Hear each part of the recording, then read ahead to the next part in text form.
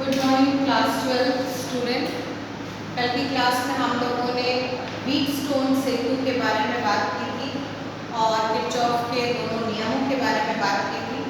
आज हम लोग अपने इस लेसन को पूर्ण विराम देने के लिए विभव मापी टॉपिक को चालू करना है। मतलब इस टॉपिक के बाद ये जो तीसरा पार्ट है वो हमारा समाप्त हो जाएगा। ठीक है, आप लोगों को आगे फर्दर मैं कुछ क्वेश्चंस भी दूंगी को रिलेटेड इन लेसन से, जिनको आपको परफॉर्म करना है। विभव मापी एक तरह की ऐसी युक्ति है जो किसी भी सेल का विद्युत वाहक बल ज्ञात कर सकता है और साथ ही साथ विभवांतर को भी ज्ञात करता है। तो बेसिकली ये एक तरह की ऐसा डिवाइस है, ऐसी युक्ति है, ऐसी मशीन है जो कि हमारे किसी भी दिए गए सेल के विद्युत वाहक बल को ज्ञात कर सकता है और साथ ही साथ ये विभवांतर को भी ज्ञात करता है। ये बहुत ही अच्छी युक्ति है। ये ज़्यादा अच्छी मानी इसलिए भी जाती है क्योंकि इसके कुछ ऐसे गुण हैं जो मदद करते हैं इसको अधिक अच्छे कार्य करने की। हम बात करते हैं इसके सिद्धांत के लिए जब हम बात करते हैं तो हम विभव मापी तार से इसको सर्किट को दर्शाते हैं। ये एक तार है जिसको हमने AB नाम दिया है। इस तार का एक सिरा धन आवेश वाली बैटरी के सिरे से जुड़ा हुआ है, बैटरी B। इसे हमने कुंजी की से कनेक्ट किया है। साथ ही साथ यहाँ पे एक रियोस्टेट जुड़ा है। ये रियोस्टेट को हमने कनेक्ट किया है तार के B पोर्शन से, मतलब आखिरी पोर्शन से। इस ऊपरी सर्किट को हम प्राथमिक सर्किट कहते हैं। ठीक, प्राथमिक सर्किट कह लें या फिर प्राथमिक हमारे लिए परिपथ कह लें, कहला। ठीक, अब निचले हिस्से में हम जिस सेल का EMF मतलब जिस भी सेल का विद्युत वाहक बल हमें ज्ञात करना है उसको हम लगाते हैं। साथ ही साथ इसको एक जॉकी एक तरह की ऐसी कुंजी होती है जिसे विसर्पी कुंजी कहते हैं। विसर्पी इसलिए क्योंकि वो आसानी से इधर उधर आप उसको हिला डुला सकते हैं। तो वो एक पेन की तरह होती है और उसके पीछे वायर लगा होता है, पर सामने की तरफ उसके धातु लगा होता है। धातु का उपयोग ये होता है कि धातु से विभव को नापने में मदद करती है।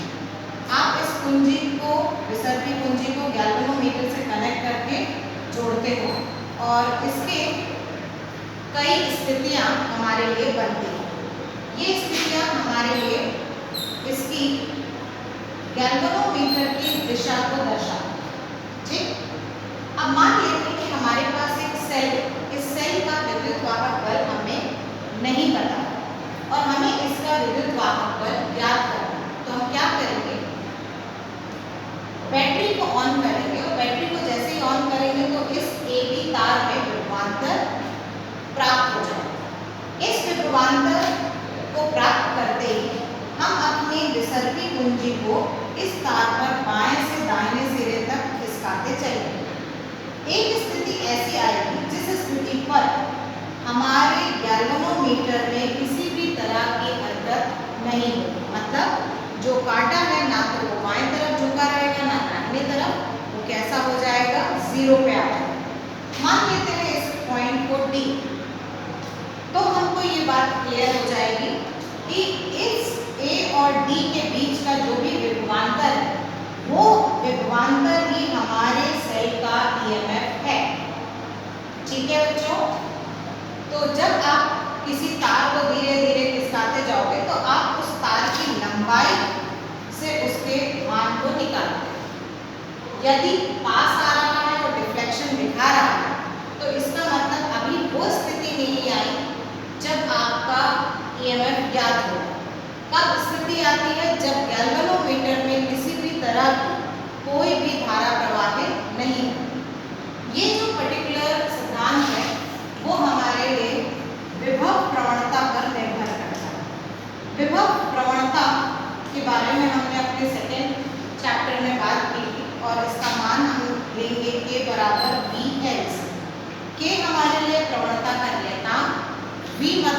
विभवांतर और L मतलब कितनी तार की लंबाई।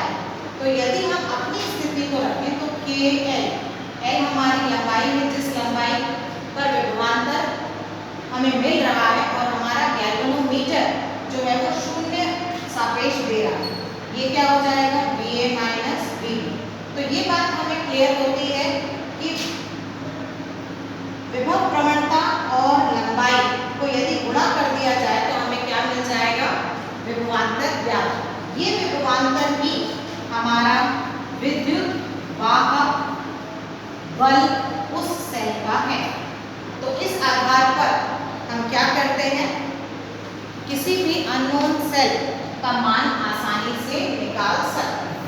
ठीक, इस आधार के बाद यदि हम बात करें तो विभव मापी को हम क्यों बेहतर मानते हैं, विभव मापी क्यों श्रेष्ठ है। विभव मापी की श्रेष्ठता जो है वो दो बातों पर निर्भर करती है। पहला तो वह विद्युत वाहक बल निकालने के बहुत ही ज़्यादा उपयोगी है और कोई भी ऐसी युक्ति नहीं है जो किसी भी अननोन सेल का विद्युत वाहक बल मतलब EMF याद कर सकता है। दूसरा, इसकी सुग्राह्यता काफी अधिक होती है, मतलब ये जरा से क्षण पर आपके मान को बताता है। कहा जाता है ये कि यदि K का मान हमें अधिक चाहिए, K मतलब हमारे लिए वो विभव प्रवणता, यदि विभव प्रवणता का मान जितना कम होगा उतना शून्य विपेक्ष स्थिति पर दूरी बढ़ जाएगी, मतलब लंबाई जो है वो तार की आगे आगे आगे आगे बढ़ती जाएगी। यदि तार की लंबाई बढ़ जाती है तो फलस्वरूप हमें मापन में प्रतिशत त्रुटि बिल्कुल कम हो जाएगी और इसका अर्थ ये है कि विभव मापी की सुग्राह्यता काफ़ी अधिक हो जाएगी। तो सुग्राह्यता अधिक करने के लिए हमें विभव प्रवणता का मान कम, तार की लंबाई अधिक यदि हमें मिल जाए तो इस मान की वजह से विभव मापी को काफ़ी श्रेष्ठ माना जाता है।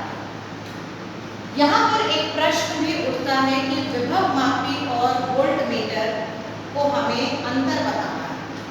विभव मापी एक ऐसी युक्ति है जो EMF को ज्ञात कर सकती है, विद्युत वाहक बल को ज्ञात कर सकती है, पर वोल्टमीटर ऐसी युक्ति नहीं है जो EMF को ज्ञात करती है। दूसरी बात, विभव मापी जो है वो शून्य सापेक्ष विधि पर मतलब शून्य विपेक्ष विधि पर आधारित होती है और वोल्टमीटर जो है वो विपेक्ष विधि मतलब सिर्फ डिफ्लेक्शन मेथड पर निर्भर होती है। दूसरी बात, विभव मापी शून्य विषय स्थिति पर प्रतिरोध इसका अनंत हो जाता है, पर वोल्टमीटर में अधिक मान तो मिलता है पर वह प्रतिरोध कभी भी अनंत नहीं हो सकता, अनंत की स्थिति उसकी नहीं आती। विभव मापी की सुग्राह्यता काफ़ी अधिक होती है, वहीं पे वोल्टमीटर की सुग्राह्यता काफ़ी कम होती है। दूसरी बात, विभव मापी को आप शून्य से नाप सकते हो, पर वोल्टमीटर जो पर्टिकुलर युक्ति है वो शून्य से चालू नहीं होती, कई बार उसमें शून्य त्रुटि ज़ीरो एरर व्याप्त होता है, तो वो कई बार ज़ीरो के नीचे भी वैल्यू दे सकती है। ठीक है, इसके अलावा यदि हम बात करें तो ये चैप्टर यहाँ पे समाप्त होता है और ये हमारे लिए तीसरा चैप्टर था जो खत्म हो रहा है। अगली क्लास में मैं आपको इस लेसन के कुछ क्वेश्चंस दूंगी जो आपके लिए काफ़ी उपयोगी होंगे और आपको एक रजिस्टर बनाना है। साथ ही शिवलाल की हम लोगों ने बुक जो बहुत ही सरल शब्दों में काफ़ी चीज़ों को समझाया गया है और काफ़ी सारी एक्सरसाइज हैं जो आपके बोर्ड एग्जाम्स में भी हेल्प करती हैं, उनको आप लें और जो भी प्रश्न मैं आपको दूंगी वो प्रश्न आपको उस रजिस्टर में हेल्प करना। ठीक, समझाने का कार्य हम वीडियो से भेजेंगे